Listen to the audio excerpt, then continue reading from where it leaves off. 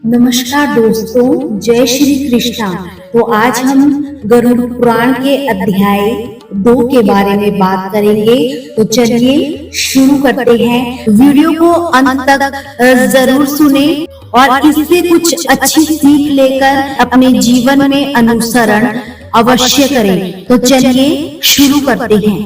गरुड़ पुराण के अध्याय 2 में यममार्ग दुख निरूपण का वर्णन किया गया है। गरुड़ जी बोले, हे केशव, यमलोक का मार्ग कितना दुखदाई है। वहां जीव पाप करने कैसे जाता है, वो सब मुझसे कहिए। श्री भगवान बोले, हे गरुड़, यमलोक का मार्ग कितना दुखदायक है, उसे सुनकर मेरे भक्त होते हुए भी तुम कांप जाओगे।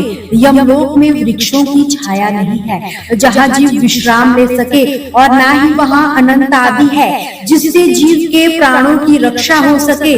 ना ही वहाँ कहीं जल दिखाई देता है जिससे अति प्यासा प्राणी पानी पी सके।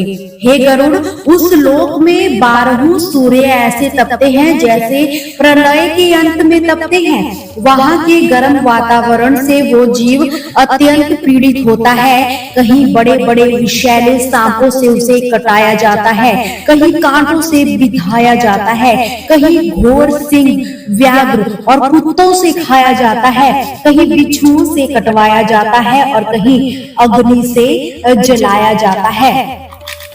इसके बाद एक अति पत्र वन तलवार की धार के सदृश पत्ते वाले वृक्षों का वन है, जिसका विस्तार 2000 योजन का है। वह वन कौवे, गिद्धों, उल्लूक और शहद की मक्खियों से भरा है। उस वन के चारों ओर दावाग्नि दहकती रहती है। जब डंक युक्त मक्खियों के काटने से तथा अग्नि की दाह से बचने हेतु वो जीव वृक्ष के नीचे जाता है, तब तलवार के समान तीखे उन वृक्षों के पत्तों से उसका शरीर छिन्न भिन्न हो जाता है।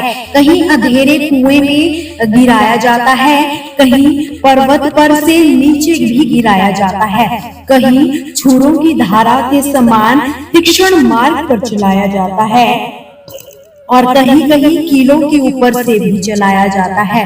कहीं अंधकार युक्त गुफाओं में, कहीं जल में, कहीं जोंकों से कटाया जाता है, कहीं जलती हुई कीचड़ में गिराया जाता है, कहीं जलते हुए बालू में चलाया जाता है, कहीं तांबे के समान जलती हुई पृथ्वी पर और कहीं अंधकार समूह में झोंका जाता है, कहीं धुएं से व्याप्त मार्ग में चलाया जाता है और कहीं आग की वर्षा, कहीं पत्थर के टुकड़ों की वर्षा, कहीं रक्त की वर्षा और कहीं गर्म जल की वर्षा होती है। कहीं पर सारे कीचड़ की वर्षा होती है, कहीं पर घोर बड़ी गुफाएं हैं, कहीं कंदरा में घुसाया जाता है जिसमें बहुत ही गहरा अंधकार है, और कहीं दुख से चढ़ने योग्य शिलाएं हैं, कहीं पीव और रक्त से भरे, कहीं विष्ठा से भरे कुंड है जिनमें रहना पड़ता है। मध्य मार्ग में एक वैतरणी नाम की घोर नदी है जिसकी वार्ता सुनने से रोमांच हो जाता है। वो नदी 100 योजन चौड़ी है, जिसमें रुधिर भरा हुआ है, जिसमें रुधिर मास का ही कीचड़ भरा है और जो बड़ी गहरी है तथा बड़े दुख से पार होने योग्य है, जो बड़े बड़े घड़ियालों और सैकड़ों भयानक पक्षियों से युक्त है। हे गरुड़, जैसे आग की ज्वाला से तप्त हो कड़ाह में घी खौलने लगता है, उसी प्रकार पापी को आया देखकर उस नदी का कीचड़ भी खौलने लगता है। वो नदी चारों ओर सुई की नोक के समान चोंच वाले गिद्ध, कौवों और घड़ियाल, मगर, जोंक, मछली, कछुआ तथा अन्य मांस भक्षक जलभरों से भरी है। उस नदी में छोड़ा गया पापी जीव अत्यंत रोता है। हाय भाई, हाय पुत्र, हाय पिता आदि शब्द बारंबार पुकारता है।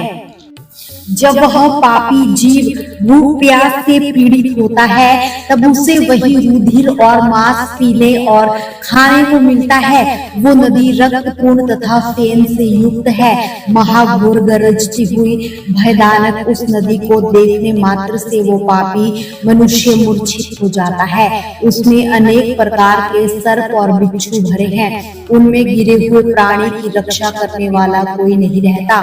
बस पापी जीव नदी के सैकड़ों हजारों भंवरों में फंसकर नीचे पाताल को जाता है, फिर क्षण भर में ऊपर को आता है। हे गरुड़, पापी जीवों के पतन के लिए ही ये नदी बनाई गई है।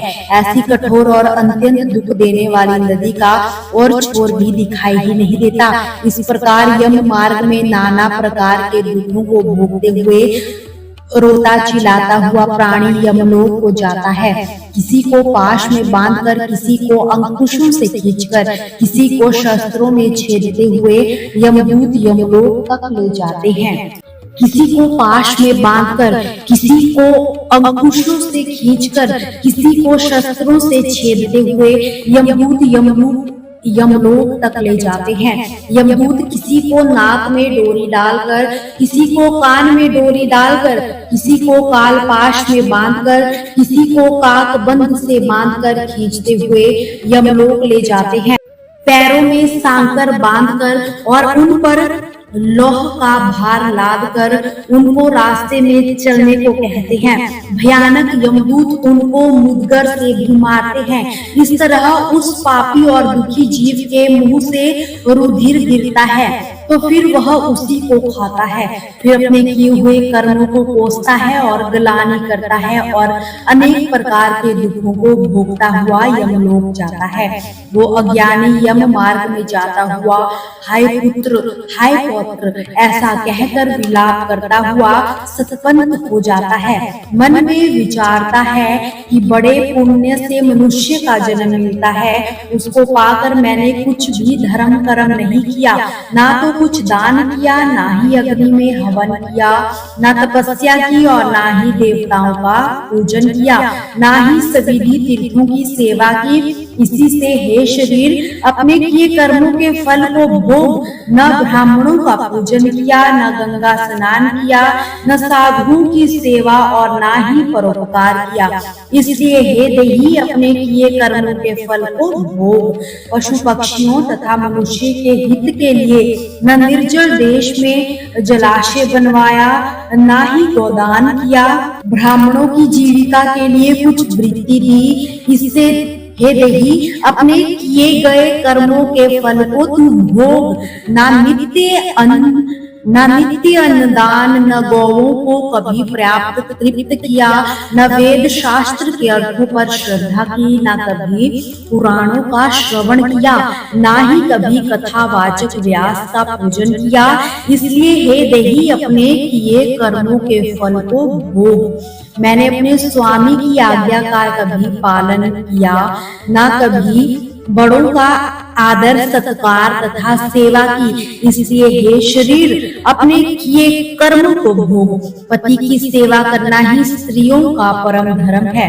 ये जानते हुए भी जिस स्त्री ने पति की सेवा नहीं की, पति के मरने पर सती भी नहीं हुई, विधवा होने पर तपस्या नहीं की, इससे हे देही, अपने किए कर्मों का फल भोग। अपने पूर्ण कर्मों द्वारा अत्यंत दुखदायी नारी शरीर पाया, उससे ना तो उपवास, ना ही चंद्रायण व्रत किया और ना ही नियमों के द्वारा उस शरीर को कलेशित किया।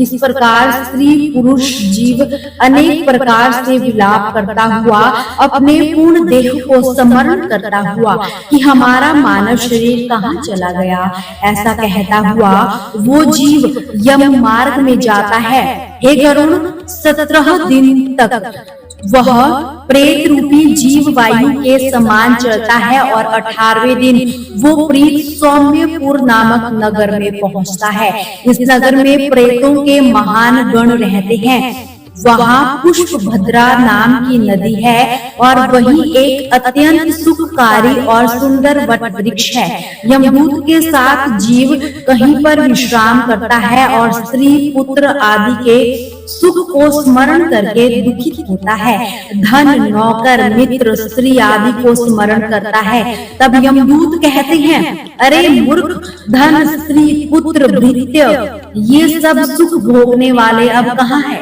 अब अपने किए कर्मों का फल भोगते हुए चिरकाल तक यम मार्ग पर चल। हे परलोकी पथित, तू यम के पराक्रम को नहीं जानता। तुम्हारे जैसे प्राणियों के साथ चलने वाले हम यमदूतों के बल को तू नहीं जानता। तूने कभी ऐसा यत्न नहीं किया जिससे यम यातना ना सहनी पड़े। अब तो मुझे निश्चय ही यमलोक को जाना होगा। इसमें अब मोल भाव नहीं हो सकता। यमलोक को तो सभी बालक और वृद्ध जानते हैं। क्या तूने यम यातना नहीं सुनी थी? क्या ब्राह्मणों के मुख से कभी पुराण भी नहीं सुने?